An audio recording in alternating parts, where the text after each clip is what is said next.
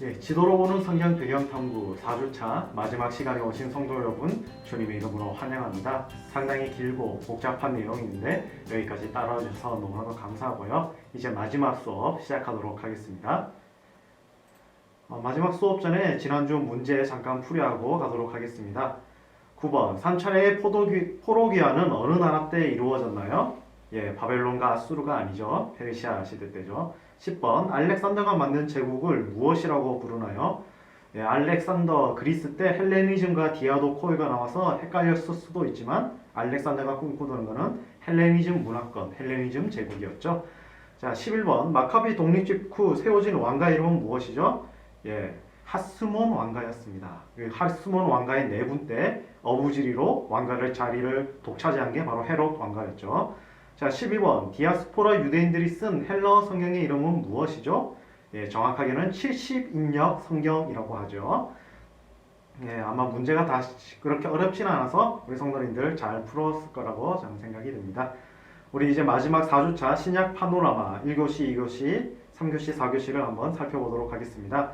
첫 번째는 사복음서 당시의 정세를 살펴보고요. 두 번째는 갈릴리와 예루살렘의 지도를 살펴봅니다. 그리고 3교시 때는 사도행전 때 우리 5차례 이루어진 선교 지도에 대해서 우리가 한번 보고요.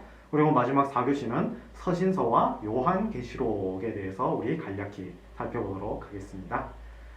자, 1교시 사복음서와 당시 정세입니다. 마태복음, 마가복음, 누가복음, 요한복음. 자, 우리가 먼저 사복음서라고 불리는 이 복음서는요, 3중 언어로 기록이 되어 있습니다. 물론 주 기록 언어는 헬라어입니다. 헬라어로 이제 아람어나 히브리어도 이렇게 섞여 있는데요. 아람어, 히브리어를 말했다 해도 다시 해석이 들어가 있죠. 자, 이 헬라어가 무엇인지는 우리가 지난주에 설명했기 때문에 혹시라도 기억이 안 나신다면 지난주 수업 다시 복습하시면 될 것 같습니다.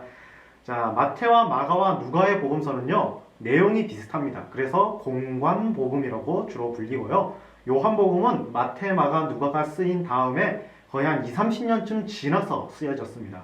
그렇기 때문에 마태, 마가와 누가와 똑같은 방식으로 쓴 것이 아니라 사도 요한은 좀 다른 방식으로 썼는데 그것이 바로 예수님의 말씀, 설교를 중심으로 이렇게 복음서를 기록을 하였습니다. 자, 간략하게 보면 복음서들마다 각자의 특징이 있습니다. 물론 마태복음에서 왕을 중시했다고 해서 종이나 인간이나 하나님의 내용이 없는 건 아닙니다. 다만 마태복음의 기자 마태는요, 예수님을 비유하고 예수님을 복음서에서 그릴 때 왕으로 오신 분 이렇게 그렸고요. 마가복음은 예수님이 왕이신데 종으로 오셨습니다. 그리고 그리스도인들은 예수님의 이 종된 모습을 닮아서 참 제자도의 모습을 우리가 살펴볼 수 있습니다. 그리고 누가복음 같은 경우는요, 인간으로 오신 예수님을 참으로 강조를 하고 있습니다. 하늘에는 영광, 땅에는 평화, 가난하고 낮고 엉둘린 자를 해방으로 오신 인간으로서의 예수님을 특히 부각시키고 있고요. 그리고 마지막 요한복음은 설교 중심, 말씀 중심이라고 했잖아요. 그래서 첫 시작부터가 말씀이 육신을 입어서 하나님의 귀한 말씀이 성경이 인간이 되셨다라는 것을 보여줍니다. 그렇기 때문에 예수님의 기본 속성인 하나님 되심에 대해서 특별히 중점적으로 다뤘다고 볼 수 있습니다. 자, 예수님의 세계는요, 기본적인 팔레스타인 이 지도의 내용과 동일합니다. 이 지도 같은 경우는 보면 갈릴리, 사마리아, 유대가 특별히 중요하게 되어 있는데요. 자세한 거는 좀 이따가 우리가 지도를 볼 때 한번 살펴보도록 하겠습니다. 자, 두 번째 이스라엘의 지리입니다. 크게 3지역으로 나뉩니다. 첫 번째는 북부의 갈릴리 지방입니다. 예, 특별히 중요한 도시로는 가버나움과 나사렛이 있고요. 두 번째 지역은요, 중부 지방의 사마리아 지방입니다. 예, 이 지역은 북이스라엘의 중심 지역이었고요. 수가성이 중요하게 나오죠. 그리고 마지막 남부에 유대 지방이 있습니다. 예, 정통적인 다윗 왕가의 유대 지방이죠. 예루살렘과 베들레헴이 중점적으로 나온다고 할 수 있습니다. 한번 지도로 살펴봐야겠죠. 보시면은 총 성경에서는 20개의 주요 도시가 나옵니다. 하지만 이 20개가 너무나도 많기 때문에 이 책에서는 7개의 도시만 기록하자고 하고 7개의 도시를 표시를 하는데요. 좀 이따 살펴보도록 하겠습니다. 자, 보시면요. 크게 아까 전에 얘기한 북부의 갈릴리 지방, 중부의 사마리아 지방, 남부의 유대 지방 이렇게 세 지역으로 나뉘었다는 걸 우리가 알 수 있습니다. 자, 아까 전에 얘기한 것처럼 이 책에서는 특별히 7개의 도시를 중점적으로 여깁니다. 첫 번째 도시가 바로 가이사랴 빌립보입니다. 이 가이사랴 빌립보 지방에서 예수님이 제자들을 데리고 부르셨죠. 너희들은 나를 누구라고 생각하느냐? 그때 베드로가 주는 그리스도시요 살아계신 하나님의 아들이십니다 라고 외친 그 지역이 바로 가이사랴 빌립보 지역입니다. 이 가이사라는 단어를 보면 아시다시피 황제를 위해 만든 도시예요. 그러니까 헤롯이 로마에게 아부하기 위해서 로마의 황제 카이사르의 이름을 빌려서 만든 도시이기 때문에 전통적으로 유대인이 사는 동네는 아니었고 이방인들이 많이 사는 동네였습니다. 거기서 예수님이 여기 가서 너희가 나를 누구냐라고 묻는 것은 간단하죠. 세상의 왕이신 예수님을 증언하기 위해서입니다. 자, 그리고 갈릴리에서 특별히 두 번 중요한 도시는요. 가버나움입니다. 이 가버나움 지역이 갈릴리 호수 북쪽에 있는데 이쪽에 회당이 있었고요. 또한 예수님이 아주 크게 많이 사역을 했던 제일 큰 도시였기 때문에 가버나움이 있고요. 그 다음에 여기 안쪽에는 나사렛과 가나가 있습니다. 거의 붙어 있어요. 실제로 성지순례를 가보시면 아시겠지만 이제 올라가면서 나사렛 가는 길에 가나를 들립니다. 아니면 가나를 들리다가 나사렛을 들리던가 두 개가 연속적으로 붙어 있습니다. 그리고 이 사마리 지방에서는 수가만 기억하면 되고요. 유대 지방에서는 예루살렘과 베들레헴 기억하시면 됩니다. 그래서 총 이렇게 7개의 도시가 중요한 지역이다. 책에서는 그렇게 설명하고 있죠. 자, 그러면 이스라엘의 정치에 대해서 한번 살펴보겠습니다. 크게 3가지 파가 있었습니다. 사두개인파, 그리고 바리새인파, 그리고 열심당파가 있었는데요. 기본적으로 성경에서 중요하게 내용 나오는 파벌은요. 사두개인 파벌과 바리새인 파벌입니다. 그리고 열심당, 서기관, 헤롯당, 에세네파. 에세네파 같은 경우는 성경에서는 안 나오지만은 기본적으로 요 파 안에 들어가 있다라는 사실을 기억하시면 될 것 같습니다. 기본적으로 사두개인은요 제사장 가문, 사독 가문의 후예고 좀 약간 친일파 같은 그러니까 친로마파, 친헤롯파라고 생각하시면 됩니다. 그리고 바리새인은요 온건투쟁파입니다. 주로 랍비라고 불렀는데요 투쟁하는 겁니다. 왜냐하면 로마의 헬레니즘 문화를 우리는 받아들일 수 없다. 하지만 온건하게. 그리고 과격파가 있습니다. 바로 열심당입니다. 이 사람들은요 전쟁으로, 무력으로, 독립군, 혁명군이라 할 수 있는데 무력으로 다윗의 왕국을 이루었다고 하는 과격 투쟁파입니다. 그리고 여기서 투쟁파에서 빠진 게 있는데 바로 에세네파입니다. 에세네파도 여기 투쟁파, 바리새인과 원래 같은 파벌이었는데요. 랍비는 그러니까 이 세계 속에서 투쟁을 해야 한다 하지만 에세네파는 그냥 수도원입니다. 그냥 광야나 산이나 골짜기로 숨어들어서 투쟁해야 한다. 그러니까 속세를 버리고 그리스 로마의 문화를 버리고 아예 우리가 담을 쌓고 살아가야 한다. 이쪽 파벌이 에세네파입니다. 이 에세네파 중 한 명이라고 얘기하는 게 아마 마지막 선지자인 세례 요한이라고 하지요. 왜냐하면 세례 요한이 이제 뭐 들청에 뭐 메뚜기를 먹고 벌꿀을 먹고 가죽옷을 입었다는 게 에세네파의 모습과 상당히 똑같기 때문입니다. 그 밖에도 서기관과 헤롯 땅이 있는데요. 이거는 바로 여기서 한번 알아보도록 하겠습니다.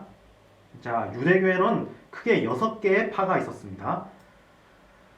자, 첫 번째로 서기관이 있는데요. 서기관은 글을 쓸 줄 아는 사람입니다. 글을 쓸 줄 아는 사람인데 보통 바리새인과 사두개인으로 나뉩니다. 그러니까 서기관이라고 따로 파벌이 있는 건 아니고요. 사두개인과 바리새인 둘 중 하나로 보통 들어간다고 생각하시면 됩니다. 옛날에는 글자가 되게 어려웠기 때문에 글씨만 쓸 줄 알면은 공무원이 될 수가 있어요.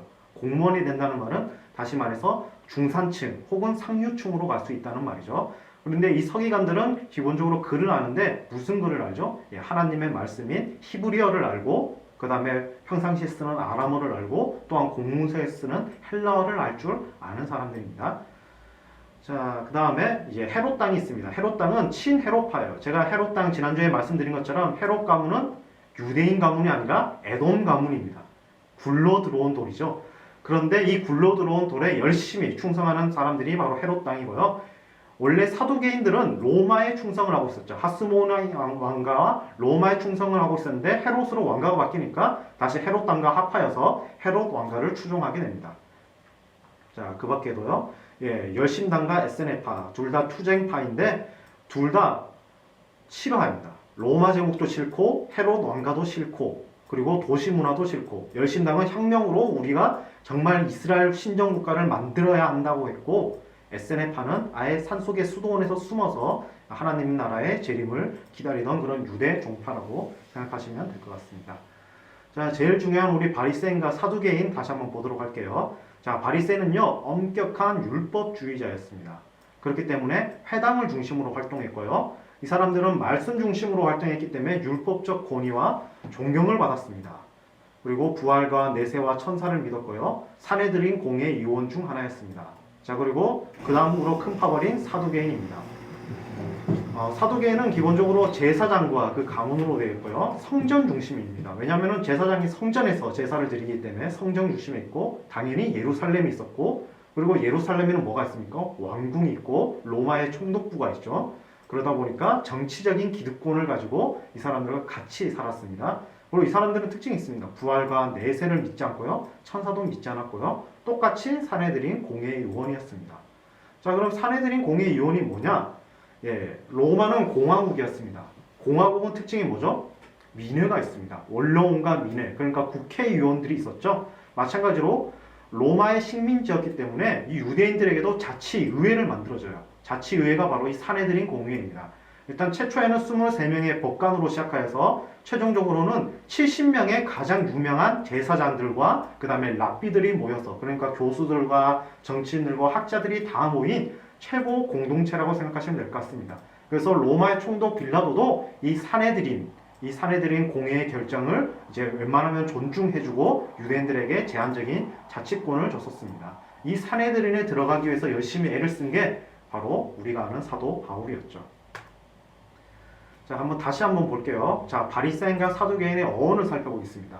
바리새인은요, 둘 다 아람어에서 나오는데요. 아람의 펠심, 그러니까 분리하다에서 나왔습니다. 뭐가 분리죠? 세속과 분리하여서 하나님의 율법대로 살겠다가 바로 바리새인이고요. 그러다 보니까 특별히 그러니까 유대지파나 레이지파는 아니었습니다. 하지만 존경을 받는 모든 사람들 중에서 말씀을 연구한 사람들, 지도자가 바로 바리새인이었고요. 이 사람들은 모세오경에 완전히 달달 외우던 사람이면서 동시에 구전 전통, 그러니까 우리가 아는 에스더서, 다니엘서, 사무엘상하, 역대상하들도 다 인정하는 사람들이었습니다. 그러다 보니까 우리가 흔히 아는 유대교죠. 내세부활, 영적세계 인정하죠. 자, 그리고 반대로 사두개인입니다. 성전에서 활동했고 사독의 후손이란 뜻이고요. 부유한 귀족 지배 계층이고 제사장들이고 권력가들입니다. 왜냐하면 제사를 드리니까 그럴 수밖에 없죠. 근데 특징이 하나 있습니다. 이 사람들은요, 제가 오리지널 성경이라고 말했잖아요. 모세 오경만 인정해요. 나머지 뭐 선지서, 역사서, 시가서는 그냥 거부한다고는 아니고, 그러니까 성경으로 인정을 해주지 않는 거예요. 이것은 구원의 길이 아니다. 그러다 보니까 내세와 부활과 영적 세계, 모세오경에는 직접적으로 드러나 있지 않잖아요. 그러다 보니까 이걸 부인합니다. 메시아 신앙도 부인하는 거예요. 바리새인은 메시아 신앙이 있습니다. 그렇기 때문에 구원자가 올 거라는 걸 믿고 있고요. 사두개인은 메시아 사상이 없습니다. 그러다 보니까 현실주의적이죠. 지금 현재 살아가는 삶이 끝이다. 그렇기 때문에 내세부활 영적 세계를 부인한 거고요. 자, 원래 바리새인과 같은 파벌이었지만 분리해서 나온 에세네파는요, 거룩을 강조하던 파입니다. 그렇기 때문에 어디 산골짜기나 이렇게 광야에서 숨어서 문서를 만들고 자기들만의 금욕적인 삶을 살았습니다. 이 사람들도 모세오경만 인정하였지만 보면 쿰란의 사회문서에 모든 문서들이 다 있습니다. 그래서 뭐 70인역을 비롯해서 우리가 외경, 위경이라는 성경들도 어찌됐든 도서관에 자기들이 다 보관을 했다는 게 증명되었죠. 자, 그리고 특징이 있습니다. 이 사람들은 성전 중심주의를 비판합니다. 왜냐하면 성전에는 누가 있죠? 사두개인들이 있어요. 바리새인들이 부패했다고 생각해서 나왔지만 바리새인보다 더 부패한 게 사두개인들이잖아요. 그러다 보니까 아예 상종도 하기 싫어서 사두개인들이 중요시 여기는 성전 중심주의를 비판하고, 또한 최근에 성전을 중건한 사람이 누굽니까? 헤롯 대왕이잖아요. 헤롯 대왕의 성전 중심주의를 비판합니다. 그리고 내세부활 영적 세계를 인정하면서 이 사람들도 메시아를 기다리는데요. 자세한 사항은 아마 신약 개요 시간에 내년에 아마 개설이 된다면 거기서 알려주실 것 같습니다. 자, 그리고 제1교시의 마지막입니다. AD와 BC에 대해서 잠깐 설명하도록 하겠습니다. 자, BC는요, Before Christ, 그러니까 예수님 탄생 전이라는 의미입니다. 그렇기 때문에 우리가 흔히 기원전이라고 말하죠. 기원전이 정확하게 말하면 예수님이 태어나기 100년 전, 1000년 전 이렇게 해서 그래서 역순으로 99, 98, 97 이렇게 되는 게 그것 때문입니다. 그리고 AD가 있습니다. 현재 우리가 쓰는 거죠. 기원후 2021년 예수님이 태어난 이유입니다. 아노 도미네라고 주님의 해, 주님의 연도라는 뜻입니다. 그러니까 예수님이 태어나고 2021년이 지났다입니다. 정확하게는 예수님은 기원전 4년에 태어났을 확률이 아주 높습니다.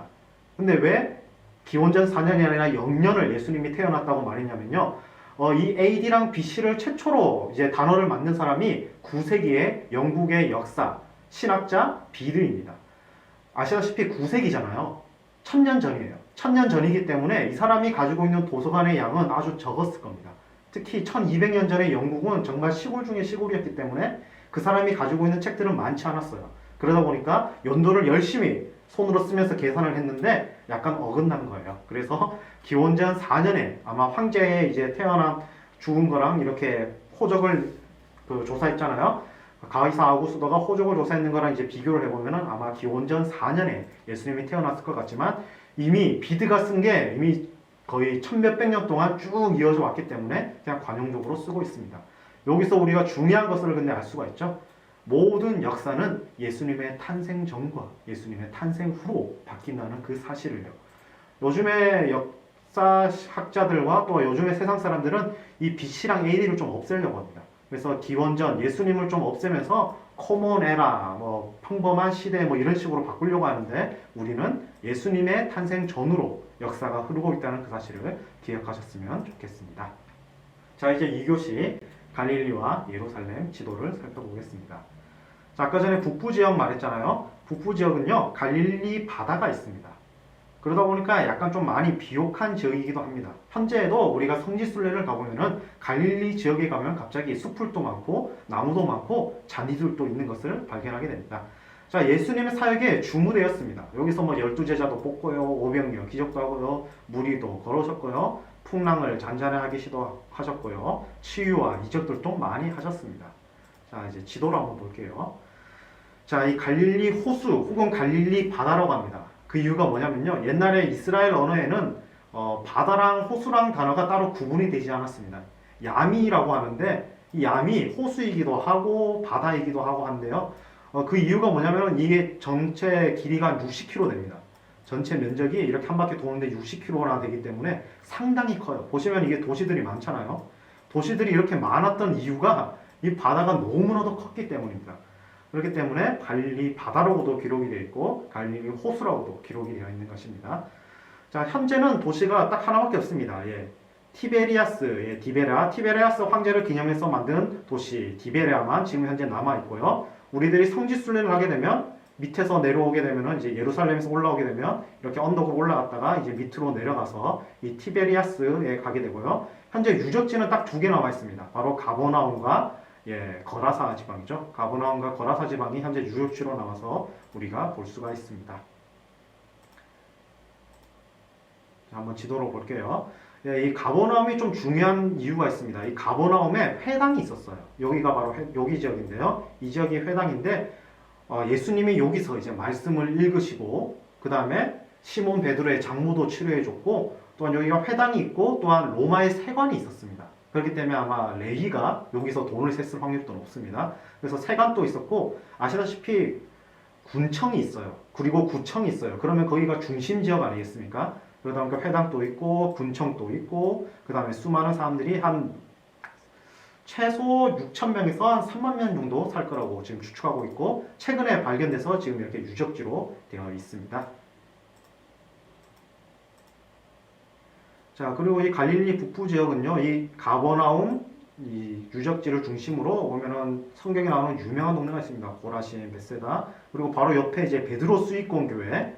베드로가 보면은 요한의 아들 시몬아 네가 나를 사랑하느냐 3번 부르셨죠. 부활하신. 그걸 기념하는 그쪽이 있고요. 그리고 옆에 타부가라는 지명이 있는데 여기가 바로 오병이어입니다. 오병이어를 타부가라고 하는데요. 여기서 보리떡 5개랑 물고기 2마리로 5,000명은 먹였다 해서 그걸 기념하는 교회가 있고요. 여기 바로 위에 언덕이 있습니다. 언덕 위에 산상수훈교회라고 아마 산상수훈을 했다는 이런 전설과 전승이 있는 곳에 이제 팔복교회가 또 있습니다. 산상수훈 팔복교회가 있어서 아마 이 주변이 예수님이 주로 활동한 언덕과 이 바닷가 지역이 아닐까 그렇게 얘기를 하고 있습니다. 자, 그럼 다시 이제 중부 사마리아 지역으로 보도록 하겠습니다. 북이스라엘 왕국의 중심지였습니다. 에브라함이 있던 지역이죠. 하지만 아수르의 혼혈 정책으로 인하여서 순수 유대인들이 사라졌습니다. 아수르가 혼혈로 만들었죠. 그러다 보니까 이 사람들이 성경을 갖고 있어요. 근데 사마리아 오경입니다. 모세 오경 아니에요. 사마리아 오경이고, 그 다음에 북이스라엘 수도가 그리심 쪽이었잖아요. 그리심산. 자, 사마리아의 그리심산이었기 때문에 그리심산에서 예배를 드리는 사마리아 유대교를 믿고 있습니다. 참고로 이들은 아직까지 남아 있습니다. 얼마 안 남았지만 사마리아 오경과 사마리아 유대교를 전승으로 그리심산 주변에서 거기서 예배를 드리고 있습니다. 이들은 성전이 아닌 그리심산에서 예배를 드렸기 때문에 수가 여인이 이렇게 말하잖아요. 우리는 여기서 예배 드리는데 당신들은 성전에서 예배 드린다는데 어디서 드립니까? 그래서 예수님이 말하죠. 이것도 아니고 저것도 아니고 신령과 진정으로 우리가 예배를 드리게 된다고 말씀하셨죠. 자, 이 수가성에 있는 사마리아 지역은요, 보면은 산지입니다. 원래 여기 북부에 있는 갈릴리 지방 사람들은요, 색깔이 잠깐만요, 빨간색으로 할게요. 북부 지방에 있는 갈릴리 사람들은요, 보통 이 요단강을 따라서 쭉 내려와서 여리고를 통해서 예루살렘으로 들어갔습니다. 왠지는 아시죠? 사마리아는 혼혈 민족이에요. 게다가 그리심산에서 예배를 드리는 이단 같은 존재입니다. 사마리아 오경과 사마리아 유대교를 믿기 때문에 사마리아는 일부러 안 갔어요. 약간 언덕 지형인 것도 있었지만 그래도 길이 있거든요. 일부러 안 가고 빙 강 따라서 빙 돌아서 여리고를 통과해서 보통 예루살렘으로 들어갑니다. 그런데 예수님이 사마리아로 굳이 가셔서 그것도 낮에서 몰래 물을 기르는 수가 여인을 만났죠. 그렇기 때문에 나중에 사도행전에서 나온 것처럼 예루살렘과 온 유대와 사마리아와 땅끝까지를 이루는 그런 배경이 되기도 합니다. 자, 이제 남부 유대 지역입니다. 남부 유대 지역은 예루살렘과 베들레헴 있죠. 자, 예루살렘에 있는 유대의 중심 지역이고요. 성전 유대교의 중심지였습니다. 성전이 있었기 때문에 사람들이 축제 때마다 매년 이곳에 모여서 예배를 드렸죠. 지금 성전이 파괴됐습니다. 그래서 지금 유대교는요, 랍비 유대교라고 합니다. 성전에 대해서는 나중에 다시 설명해 드리도록 하겠습니다. 예수님 후반부 사역의 중심지입니다. 우리가 흔히 고난주간이라고 부르는 그 지역이죠. 자, 하지만 예수님은 후반부에만 여기서 고난주간 때만 사역한 건 아니고요. 유월절 때, 수전절 때 맨날 오셔서 활동을 하셨습니다. 자, 예루살렘은 크게 이렇게 이루어져 있습니다. 예루살렘 성인데요. 원래는 이것보다 더 작았을 것 같지만 헤롯 대왕 시절에는 아마 이 정도라고 생각합니다. 여기가 성전이고요. 중심지죠. 성전산, 모리아산이라고 했었죠. 옛날에 아브라함이 제사를 바치려 했는데 그래서 약간 높은 지역입니다. 그 다음에 여기가 하스모니안 왕가 때 그리고 셀레우쿠스 제국 때 만들어진 이제 다윗 요새라고 합니다. 다윗 요새. 그래서 여기가 다윗 왕궁의 지역인가? 다윗 왕궁 지역은 아니고요. 이제 셀레우쿠스 제국이 왔을 때 이렇게 방비 초소로 만든 그런 군사 도시입니다. 그래서 여러분들이 성지 순례하면 여기도 아마 들어가실 텐데 여기는 박물관으로 꾸며져 있습니다. 왕궁은 아마 이쪽에 있었을 것 같습니다. 자, 그다음에 이걸 이렇게 보면 잘 모르시니까 지도를 보시면 성전산 빌라도 법정이 있고요. 그 다음에 여기가 골고다, 갈보리라고 합니다. 그래서 여기에 교회를 지어놨어요. 갈보리 안에 예수님 무덤도 있고 예수님이 골고다 언덕도 같이 이 교회 안에 다 있어요. 커다랗게 있는데 최근에는 이쪽이 골고다가 아닐까라는 말도 있습니다. 그렇기 때문에 정확한 위치는 몰라요. 예수님이 십자가에 못 박히시고 바로 부활하신 곳이 이곳인지 아니면 이곳인지. 그래서 성지순례 때 가시면 아시겠지만 둘 다 갑니다. 둘 다 가게 되고요. 자, 보면 여기가 다구름, 이제 베드로가 3번 부인한 그쪽 가야바 법정이 있던 그곳이고요. 가야바 제제사장 집이었죠. 옆에는 최후의 만찬의 다락방이고요. 그 다음에 여기가 겟세마네입니다. 그러니까 최후의 만찬을 먹고 시온산에서 내려오셔서 이제 겟세마네 언덕으로 가셔서 여기 감난산에서 기도를 하시다가 감난산에서 붙잡히셔서 이제 이쪽에 법정으로 갔다가 이렇게 쭉 올라가게 된 거죠. 이렇게 말씀하면 좀 복잡한 것 같지만 실제로 성지순례를 가보시면은 이제 감이 쉽게 오실 것 같습니다. 자, 그리고 중요한 게 있습니다. 여기가 제가 동성로거든요. 동성로 지역이랑 이 도시가 크기가 똑같습니다. 여기는 현대백화점하고 여기 양령시 있잖아요. 여기 위에는 대구역 있고 여기 옆에는 국채보상공원 무슨 종이 있고 하는 데가 있잖아요. 거기 빼고 여기 우리 남부교회가 있죠. 거기 빼고 딱 여기 이 안쪽에 동성로 크기가 성벽 크기랑 똑같습니다. 예, 그렇기 때문에 바깥에 좀 많이 있는데 실제로는 되게 좀 먼 것처럼 보이지만은 바로 옆이에요.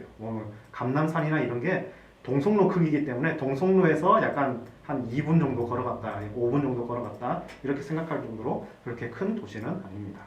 하지만 이렇게 작은 도시에 1년에 이렇게 수많은 절기들 있잖아요. 유월절, 수전절, 초막절, 나팔절, 대속제 모든 유대인들이 다 모입니다. 그러다 보니까 이 조그마한 곳에 그렇게 많이 사람이 모이다 보니까 완전히 빽빽하게 찼었지요. 자, 이런 예루살렘 지도까지 우리 보셨고요. 우리 잠깐 쉬었다가 3교시 사도행전의 선교 지도부터 우리 한번 살펴보도록 하겠습니다.